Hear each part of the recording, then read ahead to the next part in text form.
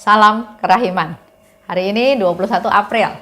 Kalau kita di Indonesia merayakan Hari Raya Kartini. 21 April kita akan baca dari nomor 9-12. Kita mulai ya. Dalam nama Bapa dan Putra dan Roh Kudus. Amin. Kemudian aku mendengar kata-kata yang dirumuskan. Inilah kata-kata itu. Aku menghendaki engkau menjadi mempelaiku. Ketakutan menyusup ke dalam jiwaku. Tetapi dengan tenang aku terus merenungkan ikatan macam apa yang dapat terjadi.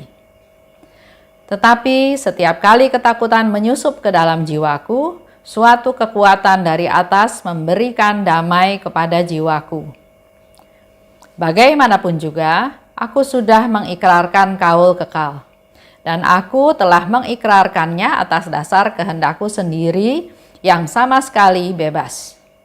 Maka aku terus merenungkan apakah artinya. Aku merasa dan mulai menyadari bahwa ini adalah suatu rahmat yang istimewa. Setiap kali memikirkannya, aku serasa pingsan karena Allah. Tetapi dalam keadaan pingsan ini, pikiranku jelas dan diliputi dengan terang. Ketika aku menyatukan diri dengan Dia, aku pingsan karena kebahagiaan yang luar biasa. Tetapi pikiranku begitu cerah dan jelas serta bebas dari segala bayangan. Engkau turun meninggalkan keagunganmu untuk tinggal bersama dengan ciptaan yang papa ini. Syukur kepadamu, oh Tuhan, karena rahmat agung ini yang memungkinkan aku bersekutu denganmu. Yesus, namamu adalah nikmatku. Dari jauh aku merasakan kehadiran kekasihku, dan jiwaku yang merana menemukan ketenangan dalam pelukannya. Aku tidak tahu bagaimana hidup tanpa Dia.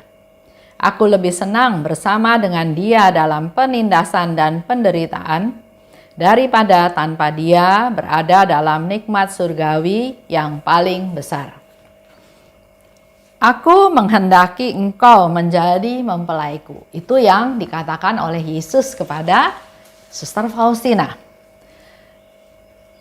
Kaget, takut, dan dia juga bilang dia nggak bisa bayangin juga hubungan yang seperti apa yang akan terjadi. Dia katakan ada ketakutan menyusup dalam jiwaku. Dia merenungkannya. Ya, itu apa ya kira-kira ikatannya akan terjadi. Karena Yesus katakan engkau menjadi mempelaiku. Tapi setiap kali ada ketakutan itu menyusup dalam jiwaku, suatu kekuatan dari atas memberi damai pada jiwaku. Setiap ada ketakutan, tapi karena dia hidup dalam Tuhan, dia selalu berdialog dan punya relasi dengan Tuhan, maka setiap dia mengalami ketakutan, setiap saat juga dia memperoleh kekuatan dari atas. Dan dia merasakan damai. Menurut saya mungkin salah satu hal yang dia lakukan adalah berserah, mengandalkan Tuhan. Apa yang akan terjadi nanti nggak terlalu dia pikirkan, tapi mengandalkan Tuhan, terserah Tuhan bagaimana baiknya dari Tuhan, maka dia akan merasa damai. Aku sudah mengikrarkan kaul kekal. Dia mengevaluasi dirinya dia sendiri ya. Kalau aku mengikrarkan kaul kekal, artinya kan dia sudah mengikat diri dengan Tuhan. Dia mempersembahkan seluruh kehidupannya kepada Tuhan. Dan dia juga evaluasi lagi ikrarku atas kehendakku sendiri. Bukan paksaan, bukan karena sesuatu hal, bukan karena alasan-alasan lain ya. Tapi dengan kehendak dia sendiri, dengan kerelaan dia sendiri, dia mempersembahkan seluruh hidupnya kepada Tuhan. Karena yang saya tahu, ada juga orang-orang tertentu yang masuk sekolah seminari bukan semata-mata panggilan, bukan semata-mata kerelaan, tapi ada dorongan, ada situasi tertentu yang menyebabkan dia harus masuk ke sana.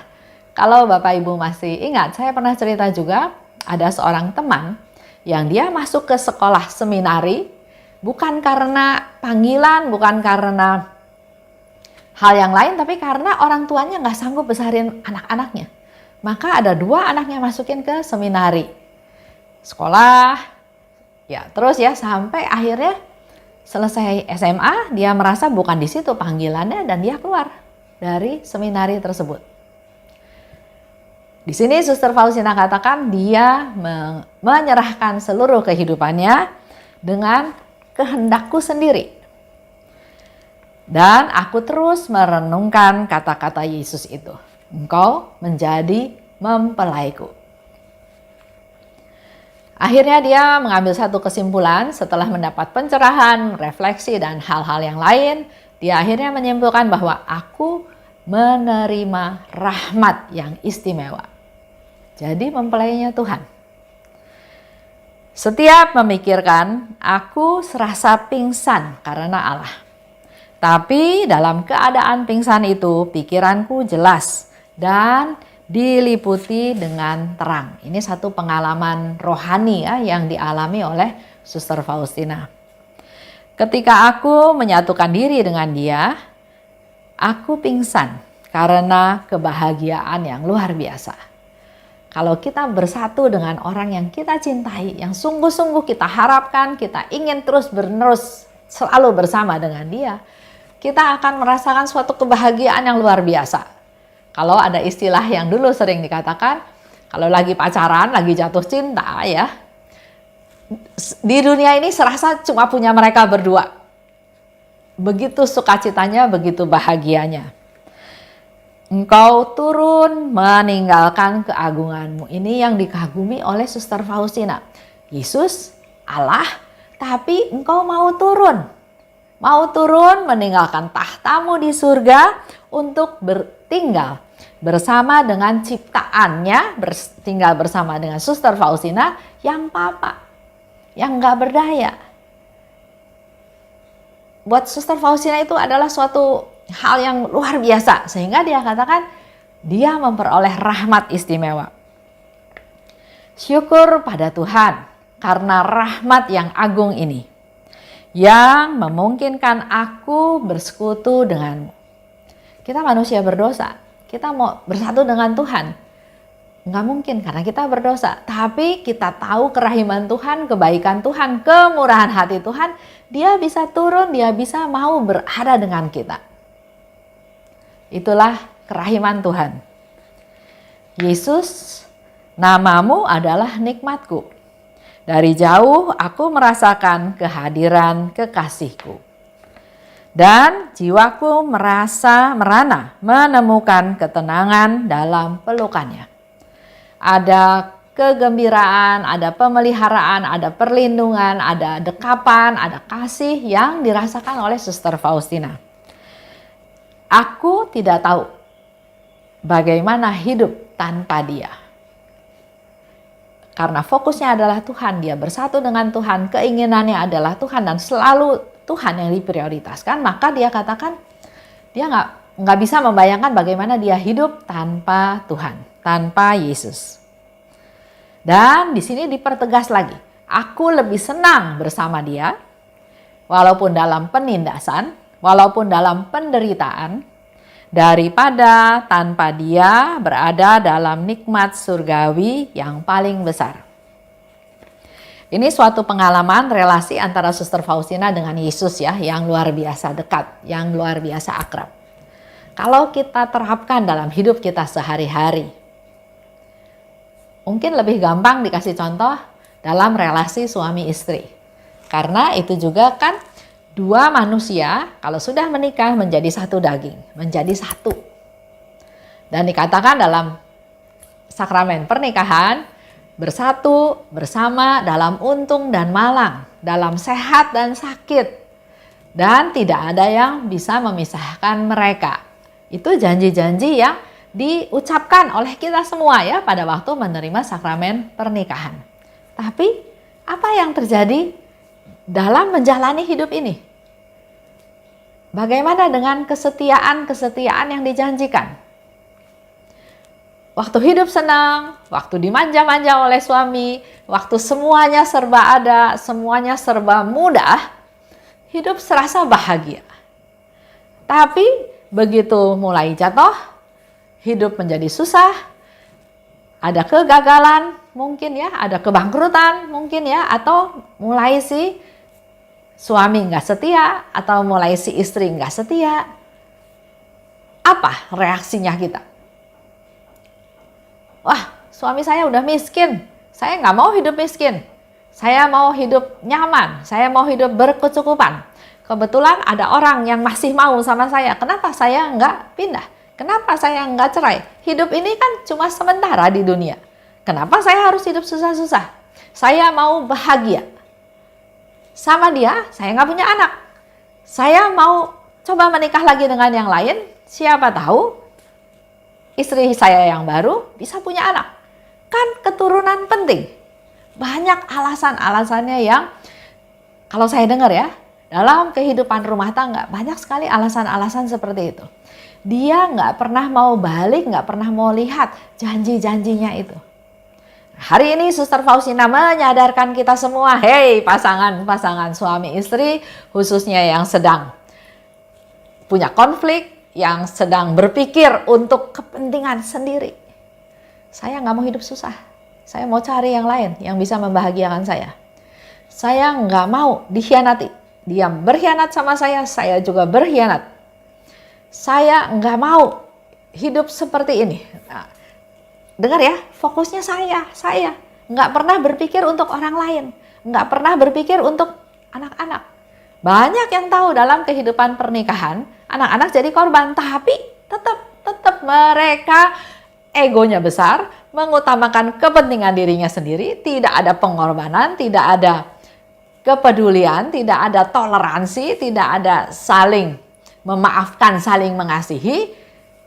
Yang jadi akibatnya adalah orang-orang di sekitar dia yang menjadi korban. Orang-orang yang bercerai, orang-orang yang egois, memikirkan dirinya sendiri. Nah, buat teman-teman yang dalam relasi suami istri kurang bagus, ingat seperti yang Suster Faustina katakan. Aku lebih senang bersama dia dalam penindasan dan penderitaan. Hidup susah, jalanin bersama-sama. Menderita sakit, ada ya saya dengar suaminya menderita sakit nggak sembuh-sembuh. Apa yang dilakukan oleh istri? Bukan merawat suaminya, malah dia tinggalin suaminya, tinggalin anaknya, dia pergilah sama laki-laki lain. Di mana cintanya? Selain cinta, sebetulnya ada satu hal yang Tuhan minta, tanggung jawab.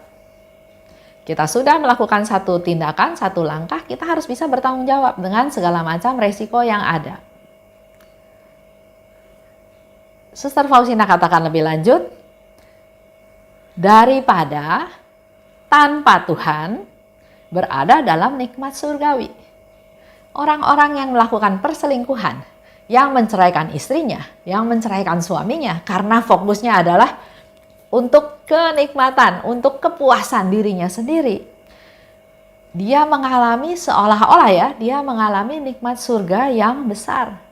Tapi dia nggak sadar. Ada hal-hal yang harus dia pertanggungjawabkan di akhir nanti, di akhir hidupnya nanti.